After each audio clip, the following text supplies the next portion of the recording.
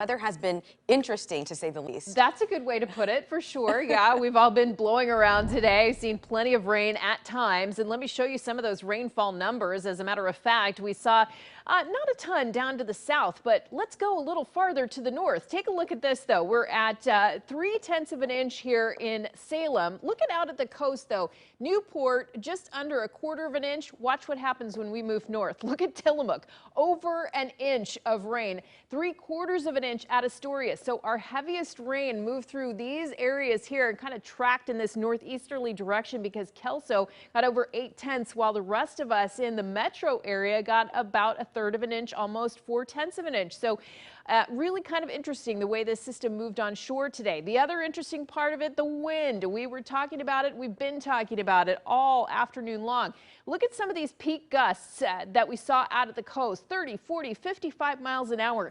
In the valley locations, our advisory for the wind was dropped fairly early on this afternoon. These were much earlier in the day through the morning hours. It was almost like somebody flipped a switch, I noticed at one point at my own house, which is up in the West Hills, kind of about 700 feet. So it's always getting interesting weather conditions. Another reason I like living up there. Meanwhile, we're talking about still some stronger gusts eastward.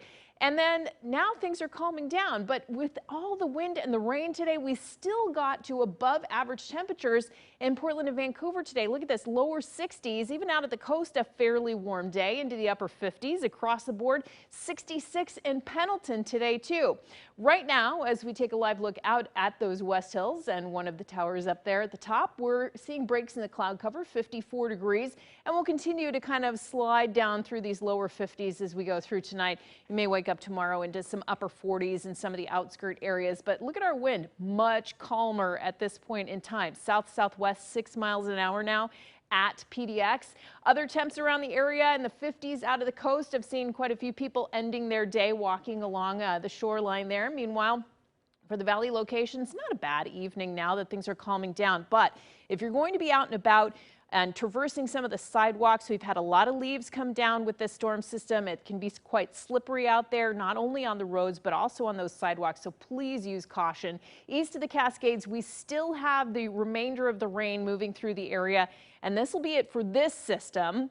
But we still have more on the way. So we're looking at the heaviest stuff eastward and up into the Cascades, just to the northeast of Seattle there. Along the coast, still a few showers, but nothing major at this point.